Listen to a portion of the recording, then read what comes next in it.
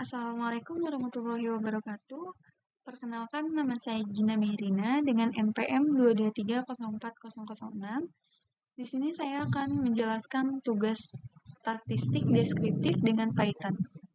Di mana saya sudah ada kode Python yang pertama ini yang saya tulis menggunakan NumPy untuk melakukan analisis statistik dasar pada data berbentuknya list.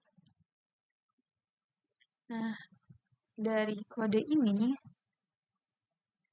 ada NumPy, di mana NumPy ini adalah Python yang digunakan untuk komputasi numerik, termasuk analisis statistik. Lalu di sini juga ada mendefinisikan datanya dalam bentuk list Python, di mana ada beberapa sekumpulan data di sini, sekumpulan angka ya. Lalu kita juga menghitung rata-rata mean-nya dari sekumpulan angkanya. Lalu menghitung standar deviasinya, di mana mengukur seberapa jauh nilai dalam dataset tersebar dalam rata-ratanya. Lalu ada menghitung median, di mana nilai tengah dari dataset yang sudah diurutkan. Lalu ada menghitung kuartil 1, Q1, dan kuartil 3 atau Q3. Di mana data dari Q1 ini adalah 25 dan Q3 ini datanya 75.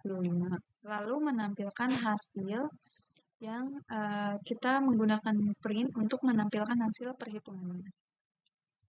Setelah di running, muncul hasil running eksekusinya itu yaitu nilai dari rata-rata minnya itu 6,33, lalu standar deviasinya 1,87, mediannya 6,0, kuartil satunya atau Q1-nya itu 5,0, kuartil 3-nya atau Q3-nya itu 7,0. Nah, dari hasil ini menunjukkan distribusi data yang cukup simetris dengan nilai rata-rata dan median yang hampir sama. Oke, kita lanjut ke kode yang kedua.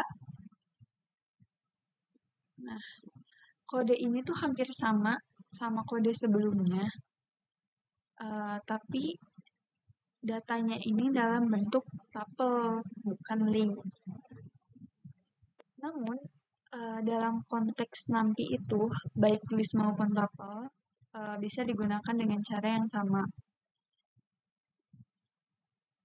Di sini juga kita mendefinisikan datanya dalam bentuknya tuple ya, di mana tuple ini adalah struktur data yang mirip dengan list, tetapi sifatnya itu immutable, tidak dapat diubah setelah dibuat. Lalu kita menghitung statistik dasarnya atau rata-ratanya, dihitungnya itu dengan menjumlahkan semua elemen, lalu membaginya dengan jumlah elemennya.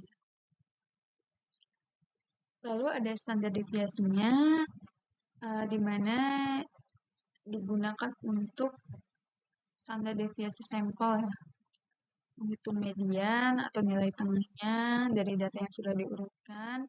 Lalu di sini juga ada kuartil 1 atau Q1 dan kuartil 3 dari Q3 ini, di mana kuartil ini digunakannya untuk mengetahui distribusi datanya. Lalu menghasilkan data atau output perhitungan statistiknya. Nah, dari hasil eksekusinya, kita mendapatkan nilai rata-rata 6,33, standar deviasinya 1,87, mediannya 6,0, kuartil 1 atau Q1-nya itu 5,0, kuartil 3 atau Q3-nya itu 7,0. Nah, hasil ini identik dengan hasil sebelumnya, karena data yang digunakan tetap sama, hanya saja formatnya berubah dari list menjadi tuple. Oke, kita ke kode Python berikutnya. Nah, kode ini juga sama, mirip dengan sebelumnya, tetapi kode ini disimpannya dalam bentuk NumPy array, bukan dalam list atau tuple. Di sini juga sama, ada data, tapi dalam bentuknya NumPy array ya. Kayak dikonversi itu menjadi NumPy array. Jadi lebih cepat perhitungannya. Kalau menghitung rata-ratanya, ada standar deviasinya, mediannya, kuartil Q1 dan Q2, serta menampilkan hasilnya. Yang dimana setelah dieksekusi, hasilnya ini memunculkan rata-rata mean-nya, yaitu 6,33, standar deviasinya 1,87, mediannya 6,0, kuartil 1 atau Q1-nya itu 5,1, dan kuartil 3 atau Q3-nya ini 7,0. Di mana hasil ini tetap sama dengan yang sebelumnya, karena datanya tidak berubah. Hanya saja bentuk penyimpanannya ini berbeda dengan NumPy array. Lalu kita ke kode Python selanjutnya, yang dimana kode ini itu menggunakan pandas untuk melakukan analisis statistik pada data yang disimpan dalam bentuknya data frame. Di sini juga kita menghitung statistik deskriptifnya, terus menghitung standar deviasinya, menghitung median, kuartil Q1, Q2-nya, rata-ratanya, lalu menampilkan hasilnya. Di mana hasilnya ini setelah di-running, dari rata-ratanya itu 6,33, standar deviasinya 1,87, mediannya ini 6,0, kuartil 1 atau Q1-nya ini 5,0, dan kuartil 3 atau Q3-nya ini 7,0.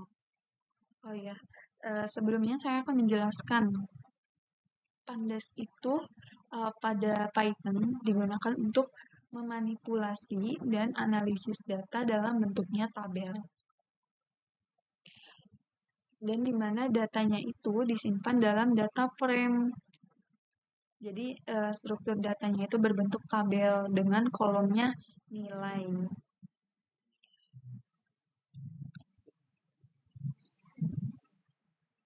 Nah, dari hasil kesimpulannya ini, yang dimana hasilnya tetap sama dengan sebelumnya, karena data yang digunakannya tidak berubah. Namun, kenapa kita menggunakan pandas data frame yang lebih cocok untuk analisis dalam bentuk tabel itu memang pandas data frame, karena lebih tersusun rapi gitu ya. Lalu di sini kode selanjutnya itu di mana kode ini itu menyimpan data ke dalam file CSV-nya. Menggunakannya tetap pandas ya. Lalu membuat data dalam bentuk data frame-nya, di mana data nilainya ini disimpan dalam data frame dengan satu kolom bernama nilai. Terus menyimpan data ke file CSV-nya, di mana di sini juga terdapat indeks false. Itu agar tidak menyertakan kayak indeks di dalam file CSV-nya. Terus ini juga ada lokasi dari penyimpanannya di Google Colab-nya. Lalu menampilkan lokasi filenya yang sudah disimpan.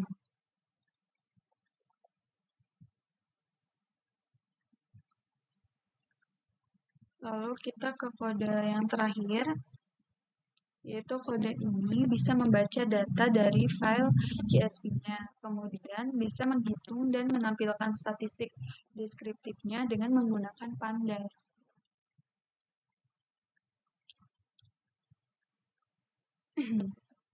Nah, dari kode ini bisa disimpulkan kode ini itu bisa membaca file CSV yang sudah disimpan sebelumnya dan menyimpannya dalam bentuk data frame yang bernama df baca.